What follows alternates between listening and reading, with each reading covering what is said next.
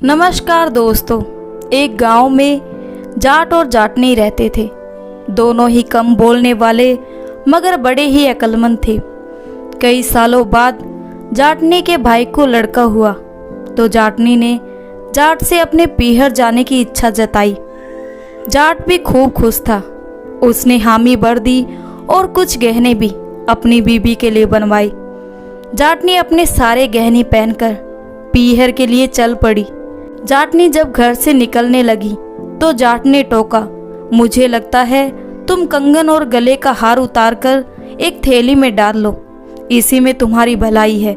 जाटनी बोली, अरे मेरे भतीजा हुआ है, वहां जाऊंगी तो कोई देखेगा तो क्या कहेगा, और अगर गहने पहन कर गई तो इसमें तुम्हारा ही मान बढ़ेगा। इतना बोलकर जाटनी चल पड़ी। संयोगवश जाटनी के पीछे दो ठग लग गए। दोनों ही ठग चालबाज और मक्कार थे। अकेली औरत समझकर वे दोनों काम को अंजाम देने की तरकीब सोचने लगे। एक ठग जल्दी जल्दी चलकर जाटनी के पास आया और पूछा, बहन कहाँ जा रही हो? जाटनी ने कहा, अपने पीहर जा रही हूँ। तब ठग बोला, कहाँ है आपका पीहर? जाटनी ने कहा, फला फला शहर के पास एक गांव है, वही मेरा पीहर है। तो जल्दी से दूसरा ठग बोला, ये तो बड़ी अच्छी बात है, हम भी उधर ही जा रहे हैं। जाटनी ने कहा, ये तो और भी अच्छी बात है कि एक से भले दो, दो से भले तीन। अब ठग बोला, बहन कोई कहानी ही सुना दो जिससे थकान महसूस ना हो और फिर सफर भी जल्दी कट जाए। जाटनी बोली, मुझे ऐसी कहानियां नहीं आती, तुम ही सुना दो। तब दूसरा ठग बोला, ठीक है हम सुना देंगे, मगर एक शर्त है। जाटनी ने कहा, कैसी शर्त है भाई? तब ठग बोला, शर्त ये है कि अगर तुमने हमारी कहानी को झूठा कहा तो हम तुम्हारे कंगन उतार लेंगे। जाटनी को अब समझते हुए देर ना लगी कि मुझे ठगने के इरादे से साथ चल रहे हैं। जाटनी अभी और अधिक सावधान हो गई और बोली, मुझे तुम्हारी शर्त मंजूर है, तुम कहानी सुनाओ। तब एक ठग कहानी सुनाने लगा। बहन हमारी एक गाय थी, बड़ी खूबसूरत, मोटी मोटी आंखें थी, उसके बड़े मतवाले सींग थे, लंबे लंबे कान थे, दूध इतना देती थी कि हम दूते दूते थक जाते थे, लेकिन फिर भी दूध खत्म ना होता था। उसमें खास बात ये थी, यदि हम उसके दाहिने सींग पर बैठ जाते तो आकाश में पहुंच जाते और बाएं सींग पर बैठ जाते तो पाताल में पहुंच जाते। फिर जब दूसरा विश्व युद्ध हुआ तो एक गोली सनसनाती हुई आई और हमारे गाय की गर्दन पर जा लगी। बेचारी तड़प तड़प कर मर गई। जाटनी बोली, तुम्हारी गाय के मरने का मुझे बड़ा अफसोस हुआ। ठग ने सोचा कि तीर तो निशाने पर नहीं लगा। तब ठग ने कहा, बहन अब आपकी बारी आई, कुछ तो सुनाओ। जाटनी बोली, ठीक है, मेरी भी एक शर्त है। वह बोले, क्या शर्त है तुम्हारी? जाटनी बोली, अगर मेरी बात को गलत जाना तो तुम मुझे 100 रुपए दोगे। बड़े खुश होकर बोले, हमें मंजूर है। जाटनी ने कहा, सुनो रे भाइयों, जब मेरा विवाह हुआ था तो दहेज में मेरे पिता ने मुझे एक बैल दिया था। बड़ा ही अच्छा और खानदानी बैल था, किसी को कुछ ना कहता। एक बार खेत में एक दूसरा बैल उससे लड़ने लगा। ऐसा लड़ा कि हमारे बैल के माथे पर एक अच्छा खासा जख्म हो गया। हमने उसके बहुत इलाज करवाई, लेकिन जख्म ना भरा। खुशकिस्मती हमारी कि एक बिंदोले का दाना उसके जख्म पर जा गिरा। कुछ समय में ही उस जख्म पर एक कपास का अच्छा खासा पौधा बन गया। भाइयों, उसमें इतनी कपास निकली, तुम्हें क्या बताऊं। हमने वह कपास जमा करनी शुरू कर दी।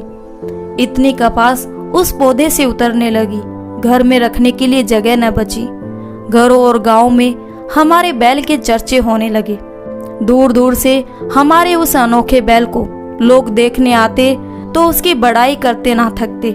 हमारे पास इतनी ज्यादा कपास हो गई कि हमसे संभालना मुश्किल हो गया। हमने उसे पिलवाकर उसका कपड़ा बनवाना शुरू कर दिया। कई किस्म के कपड़े बनवा, तरह तरह के कपड़े, रंग बिरंग के कपड़े बनवाए। बहुत से खेस भी बनवाए। उन खेसों में से 2 खेस कहीं चोरी हो गए। जो चोरी हुए वो सफेद रंग के, काली किनारे वाले थे। भाई भगवान झूठ ना बुलाए, ये वही खेस है जो तुम ओढ़े हुए हो। अब इसी आधार से इन खेसों को उतारकर मुझे दे दो। दोनों ठगों ने खेस उतारकर जाटनी को दे दिए। और करते भी क्या बेचारे, शर्त जो लगाई थी, अगर वह झूठ कहते तो भी हार जाते और उसे 100 रुपये देने पड़ते। इसलिए वो मजबूर थे।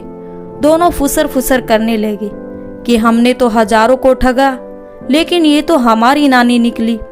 अब जाटनी बोली, भाई अभी मेरी कहानी पूरी नहीं हुई, जरा आगे तो सुनो। उस कपास में से हमने कुछ मलमल के थान भी बनवाए थे। उन मलमल के थानों में से एक थान गुम हो गया। ये जो तुम पगड़ी बांधे हो, ये उसी थान की है, ये भी उतार कर दे दो। मजबूर ठगों ने पगड़ी उतारकर जाटनी को पकड़ा दी। अब जाटनी जैसे तैसे उनसे छुटकारा पाना चाह रही थी। अब शहर भी आ गया था तो एक ठग बोला, बहन बड़ी भूख लगी है, कुछ खाने को लाई हो तो दे दो। जाटनी बोली, नहीं मेरे भाइयों, मैं तो नहीं लाई, लेकिन मुझे मेरे ये कंगन बेचने हैं। पहले ये कंगन बेच दूं, फिर मेरे भाइयों को मैं अपने पैसों से खाना खिलाऊंगी। दोनों बेचारे अपना सा मुंह लेकर सोचने लगे, सही तो है, हमें कंगन बेचने नहीं पड़ेंगे। अब ये कंगन बेच दे तो पैसे भी इसके पास आ जाएंगे, फिर कोई दाव चलाकर इसके पैसे और गहने हथियार लेंगे। फिर शहर में पहुंचे तो बड़ी चहल पहल थी। जाटनी की नज़र फिर एक सुनार की दुकान पर पड़ी। तब जाटनी बोली, भाई तुम यहाँ बैठो, मैं अपने कंगन बेचकर आती हूँ। फिर तीनों ही किसी ढाबे पर बैठकर खाना खाएंगे। फिर दोनों ही ठग सुनार की दुकान के बाहर बैठ गए और जाटनी दुकान के अंदर चली गई।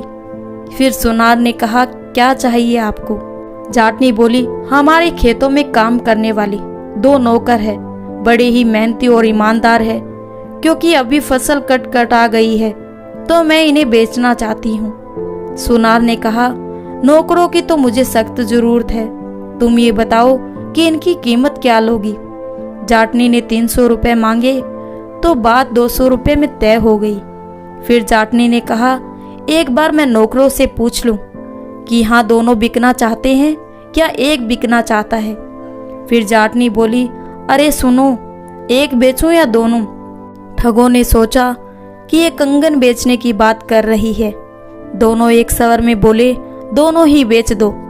जाटनी ने सुनार के पास दोनों ठगों को बेच दिया और 200 रुपये लेकर बाहर आकर बोली, इसी सुनार के मित्र की पास में ही मिठाई की दुकान है, इसने मुझे बताया है कि वहाँ बड़ी ही लजीज मिठाइयाँ बनती है, तुम यहाँ ठहरो, मैं मिठाई लेकर आती हूँ। थोड़ी देर बाद सुनार ने उन लोगों को अंदर बुलाया और दुकान की सफाई करने के लिए कहा तो हकीकत सामने आई। दोनों ठगों ने अपना माथा पीटा और बेमन ढंग से काम करने लग गए। उधर जाटनी अपने पीहर पहुंची और सफर की सारी कहानी सुनाई तो सब कहानी सुनकर जोर जोर से हंसने लगे।